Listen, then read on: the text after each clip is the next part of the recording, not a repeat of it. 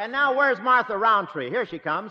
Well, Martha, Mrs. Dixon was a very interesting guest. Thanks very much for bringing her with you. It was my pleasure, Bob. Did you like what she told you? Well, I'm not so sure. A few times there, I was going to steal that crystal ball, bore holes in it, and use it for bowling. Say, what do you have dreamed up for tomorrow? Tomorrow, Bob, you're going to be put on a spot that has frightened many big men. You're going to be the victim of Leave It to the Girls.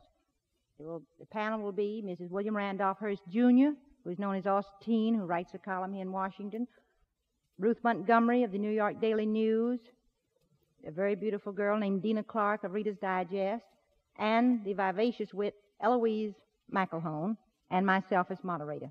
You mean I'll be up against 5 attractive ladies? Isn't that wonderful? And what other racket can you get odds like that? No, it's wonderful. Martha, we'll be seeing you and the girls tomorrow. Martha Rountree, ladies and gentlemen.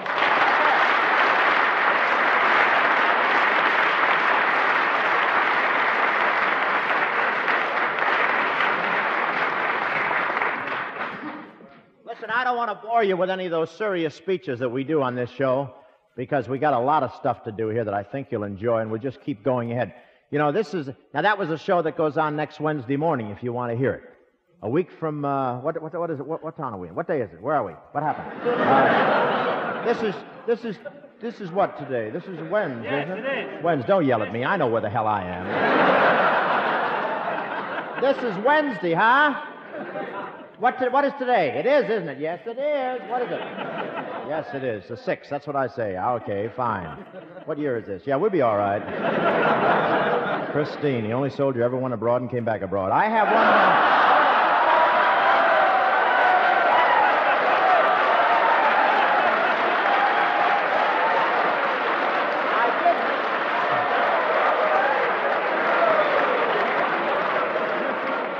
I didn't want to tell you that early, see? I slipped out. This is, John, this is the second show, and we open up with some truth or funnier than fiction things here. And so just enjoy these, because this is the little thing, department where the people send in jokes to us, and we send them money for the jokes we use. It's just a little piece of larceny we have. I think, so you just give me a head start with some applause, and we'll go right into it. A little applause right there.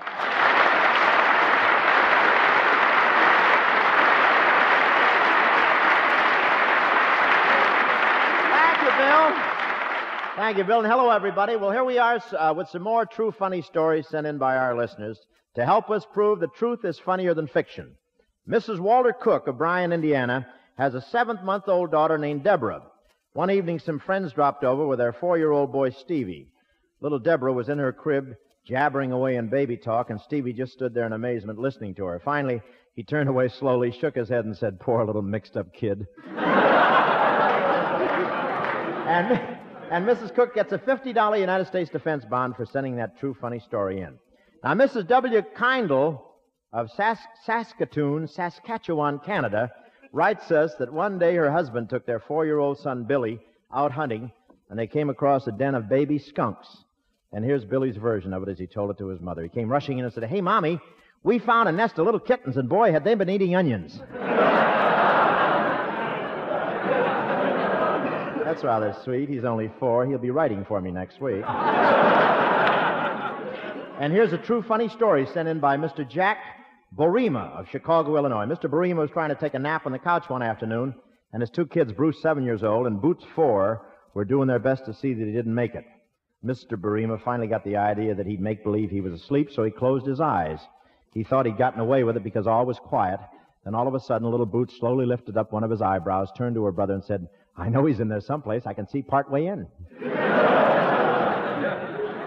that sweet? Ooh, say,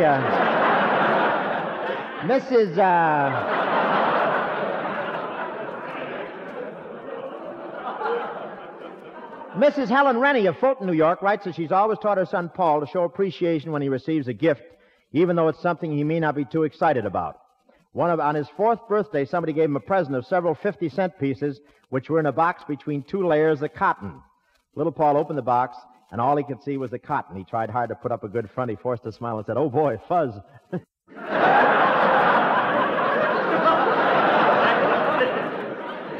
Mrs. Rennie receives a $50 United States defense bond for sending that in. Another one goes to Mrs.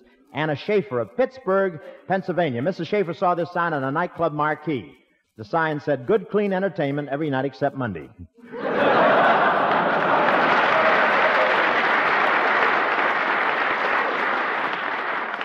And that handles the Truth is Funnier Than Fiction department for this morning. Say, if you haven't tried Jell-O pudding... What happened? Somebody fall down?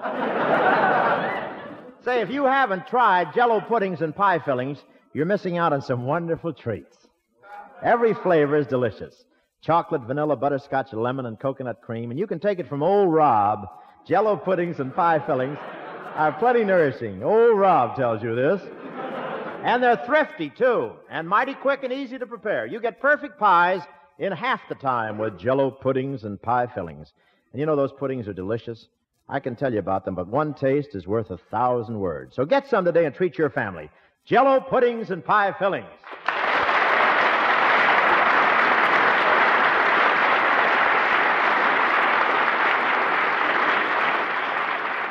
Here again is Bob's hostess for this week in Washington, creator and moderator of Meet the Press, and noted Washington hostess, the attractive Miss Martha Rountree.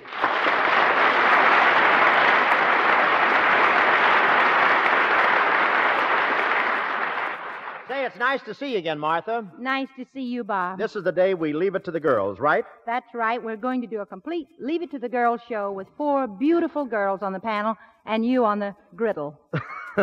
Well, that's the way I always wanted to go, I'll tell you that. And they're beautiful, all right. You don't have to leave it to these girls. They've already got it, boy. They brought it with them, I'll tell you that. And now let me introduce you, Bob. All right. And now, folks, we're going to leave it to 4 of the most glamorous and successful girls in America to tell you what they would do and why if they had your problems. Facing the girls will be Bob Hope, whose job it is to defend the men of America.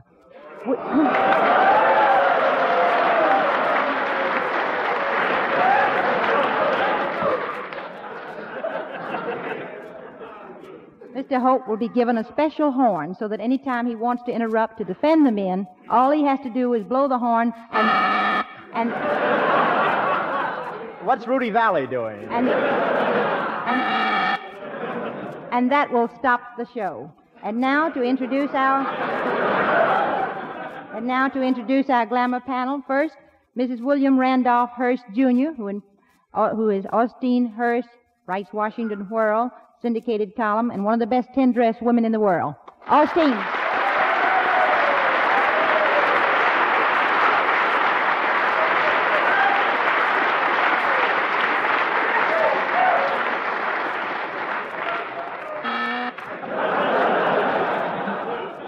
And now a young lady that most of you have heard on Leave It to the Girls and many other popular television and radio programs. She's one of the most vivacious and witty stars in television, Eloise McElhone.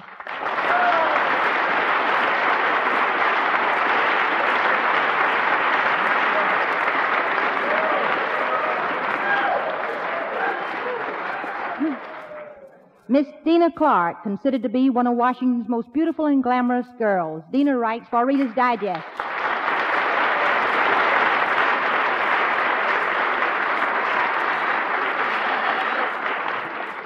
And last but not least, Ruth Montgomery, who writes a syndicated column, D.C. Wash, political columnist for the New York Daily News. Ruth.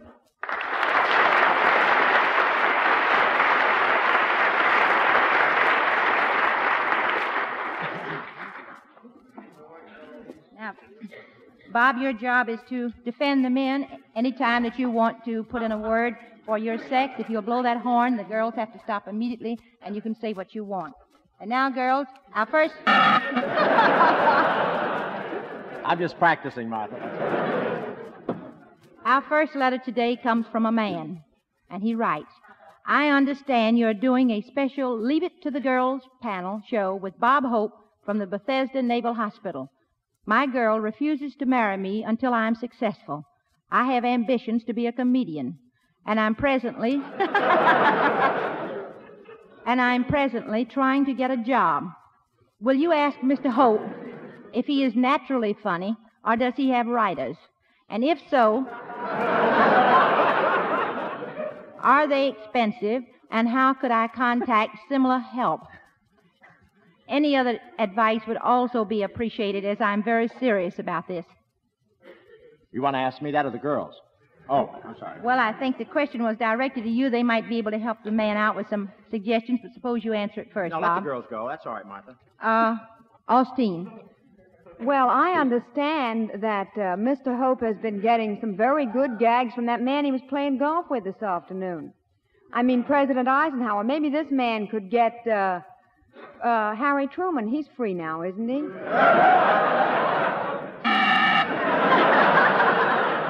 I think Mr. Hope had better watch out. He'll join that other army of Washingtonians who've been forced into the FBI, fired by Ike. That was Dina Clark, Ruth Montgomery. Well, I think anybody could be funny if he played golf as often as Bob Hope does with Ike, from what I hear of Ike's golf score. And as for expense, I'd like to say that if Bob doesn't pay his gag writers any more than he pays us, he should be called Jack Benny. Oh, yeah!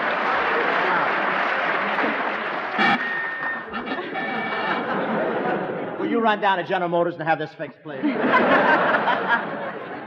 Did you have a comment to make there, Bob? No, I'm just piling it up. Let Eloise go and then we'll work on it. All right, Eloise. Well, frankly, after all the comments that have been made to you, Bob, I think this boy should change his mind. Forget about being a comedian. It's too tough.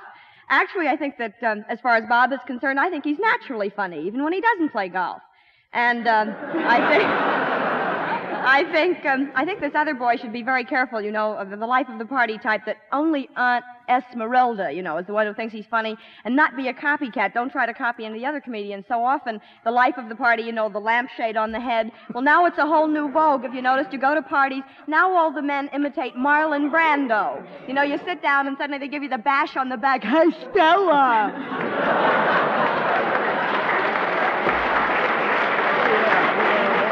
Yes, I do, yes. I think thank you, Eloise, for coming to my defense there. I certainly needed it after those three other lovely ladies chopped me up pretty good. I didn't expect to meet the Hatchet girls tonight. But I want to tell you that you're absolutely right. Everybody is turning. In fact, Marlon Brando is so successful, I understand he's having his sweatshirts monogrammed now. Is that true? But I can tell this boy, if he really wants to know, Martha, that he needs a lot of help with writers, just like I have, because I do all these shows. And to answer these kind of girls, you need some kind of help or adrenaline or something, believe me. And I'm sorry my writers are not here, but they're in the Mayo Clinic for the summer.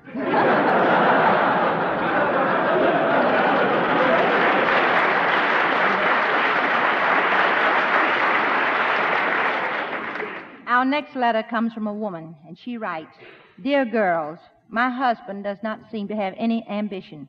He has been in the same job. He has been in the same job for 10 years. I want him to get out and better himself financially. He says it doesn't pay to make too much money because it all goes to Washington in taxes.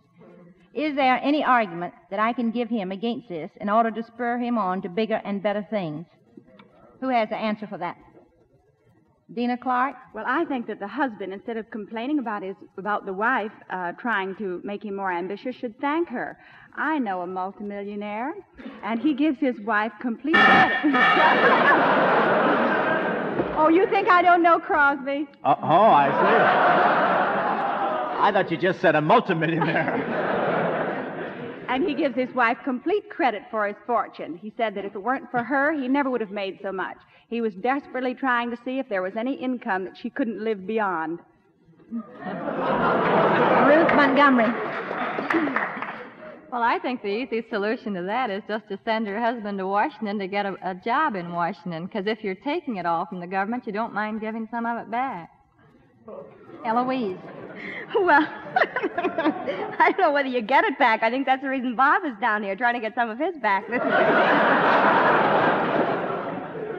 However, actually, I think that this woman doesn't have really, nothing much is going to happen. She says for 10 years now she's been trying to instill ambition into this man. Frankly, she says she's trying to spur him on. After 10 years, either his flank or her ankle should be pretty tired.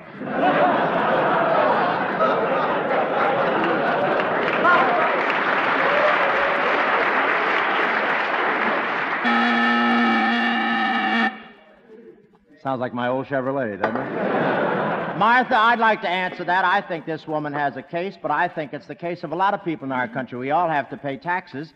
In fact, I had a serious business talk with President Eisenhower this afternoon about taxes. He had 2 words for me, pay them, but... And when Dina mentioned Crosby, I went... Did you ask permission to call me by my first name, Mr. No, Hope? I didn't, Dina, and I won't do it again. Anyway, I'll just call you Clarky. Say, Make no, it but I mean... Clarkopolis. Pardon, honey? Make it Clarkopolis. Clarkopolis? You want a sugar bowl? Don't try to get General Foods into this program. Oh, are you, honey? Well, go, because they're with our tent, you know. You can go. What would you like to get in? What would you like to get in? Don't let me interrupt you. Go ahead. A bowl of Jell-O we for were dessert. talking about What this else? man making all the money. Yes, how did we ever get away back to General Foods? Isn't it? Man, this kid's got a working, no commercial play. mind, huh? How did we let that man with all the money get away? Why don't we all talk at once? Just see how it sounds. I always say all work and no play makes Jack. Yes, I like that.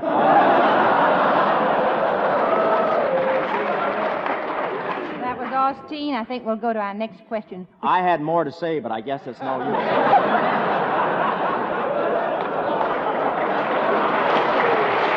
I want to tell you. I want to warn everybody that this thing is on tape and can be edited. When you finally hear this next Wednesday or Thursday, these voices will not be in it. You'll just hear me. Thank you very much. Well, all right. If it isn't recorded, may I ask a question? May I interrupt, Martha? Go ahead. Why is it that before the program began, Mr. Hope's assistant said there should be no whistles? He asked the boys not to whistle. Now, I like to hear wolf whistles. You do? Yes. You see? It's just like a train whistle. Even if I'm not going anyplace, I love to hear it.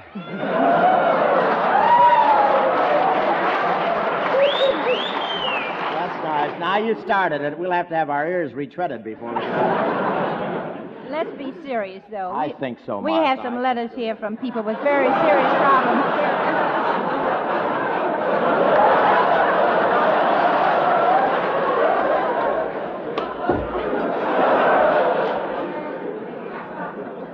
Broke my whistle!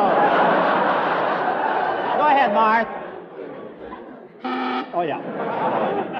This comes from a very young girl who seems to be very unhappy. She says,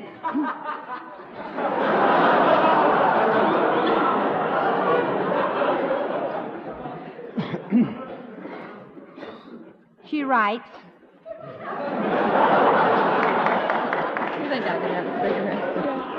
I am engaged to be married in June.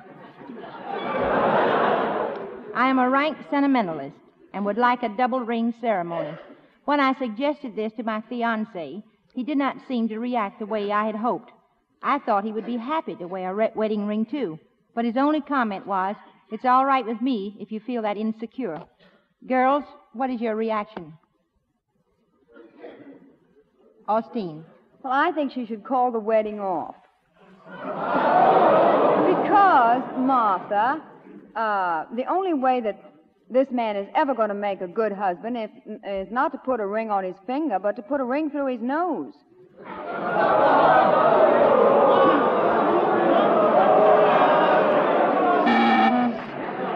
He probably feels that a wedding is He probably feels that a wedding is a funeral where you smell your own flowers. Ruth.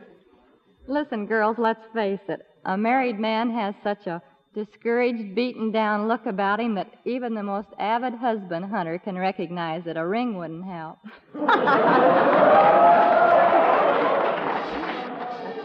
Fix this, will you please? Why? I want to ask one thing, Martha. Why does a married man have that beaten-down look?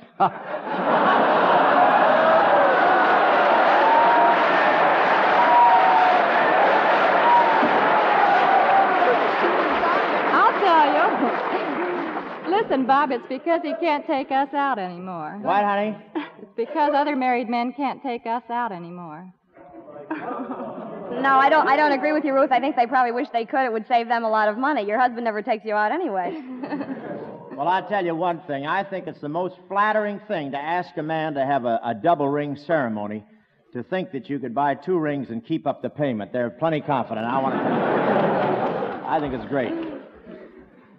Oh, go ahead, Eloise. Well, Martha, at the end of the question, she said, what was our reaction? My reaction to the fiancé is, ugh. I go along with Austine in saying that she should, get rid of this boy because a ring isn't going to hold him. Let's face it, he can always take it off, if he wants to have a little hanky-panky on the side.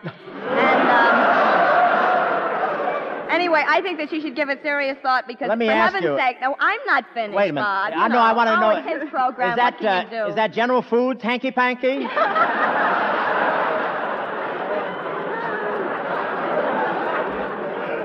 Well, if this young lady is listening in, I think the advice of the panel would be not to marry this young man if he doesn't love her enough to wear a ring. And get some hanky-panky.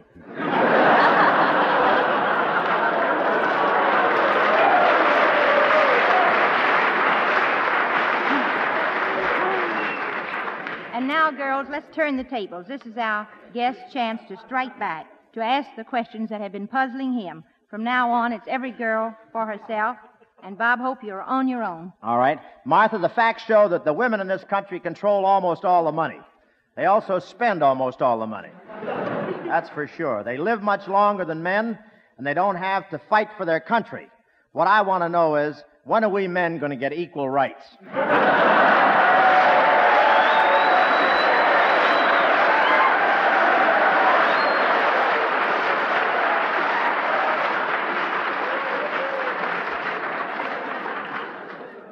Everybody's so happy. Men must realize they aren't equal, or you would be fighting so hard. Dina. Martha, I think that Bob Hope should quit all this talk about money. Sure, you men make the living, but we make the living worthwhile.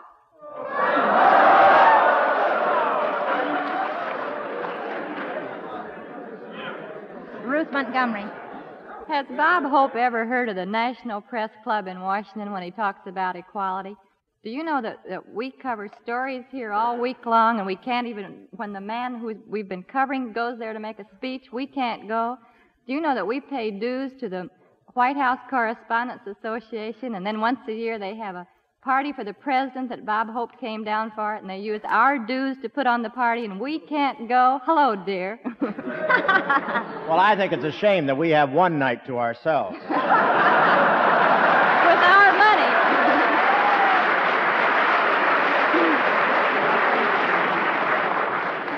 Austine. Well, Bob, I don't think that women want to be equal. The way things are, the way you describe it, I think we just keep it the way it is. We better stop all this crying for equality. No, let's just keep our superiority. Yes. Yeah, oh, well. We have no competition. We have no competition as far as that's concerned. Actually, I don't think that it's a question really of equal rights. I think it's equal attitude. Now, if you're working in an office or working any place all during the day, you're supposed to push open the doors, do all the work and everything. Then when night comes, you're supposed to turn into a dream of divine glamour girl. What does a man turn into at night? Duffy's Tavern.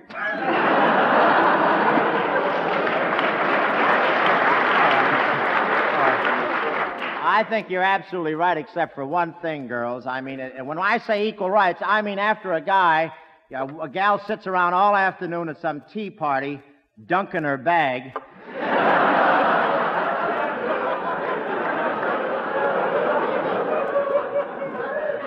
While we're working over a hot sewer, and we come home, and what do we have to do?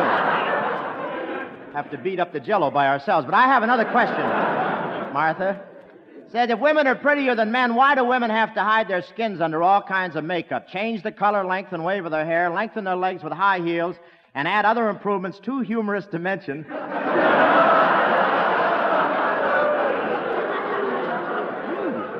While men seem to do fine just the way they are.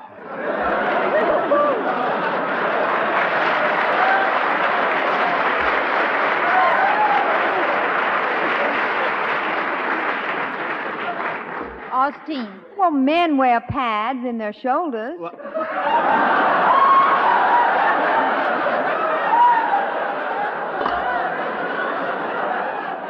scared me to death.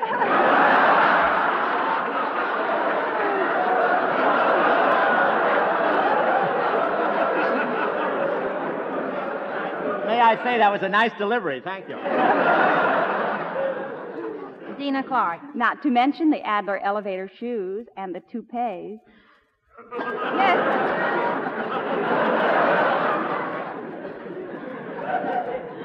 Ruth Montgomery. Why does Crosby wear that wig? Well, what would you do if you can't pull anything else over you? And Eloise will give you the last word. Well, I think that the girls do it because, you see, we've got a lot of good basic material to start out with. Now, with the men... Thank you. The men, you know, there they all sit with their bare faces hanging out, and there's really not much you can do about it. There's no point for a man to try to use any makeup or anything because, you know, why strive for the impossible? With a man, you've already got the impossible. Oh, I have a deep gash here.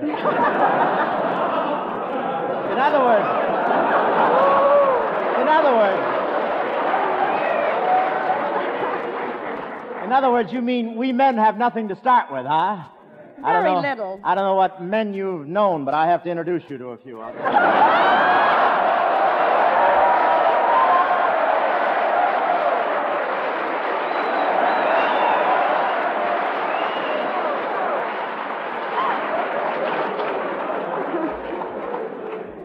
I'm sorry we can't go longer. So I want to thank you, Dina Clark, Austin Hurst, Ruth Montgomery, and Eloise McElhone. And this ends up our special session of Leave It to the Girls today. Thank you, Bob, for defending the men of America so ably. How do you feel?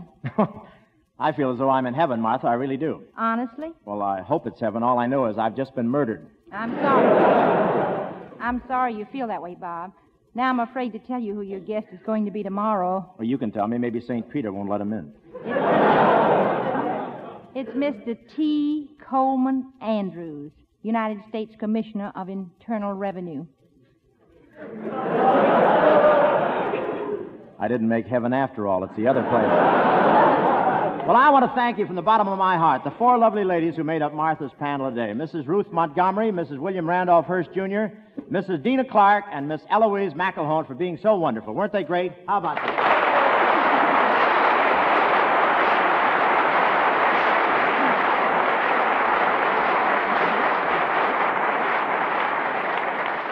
And Martha, we'll see you and the commissioner tomorrow. We'll be here, Bob. Miss Martha Rountree, ladies and gentlemen.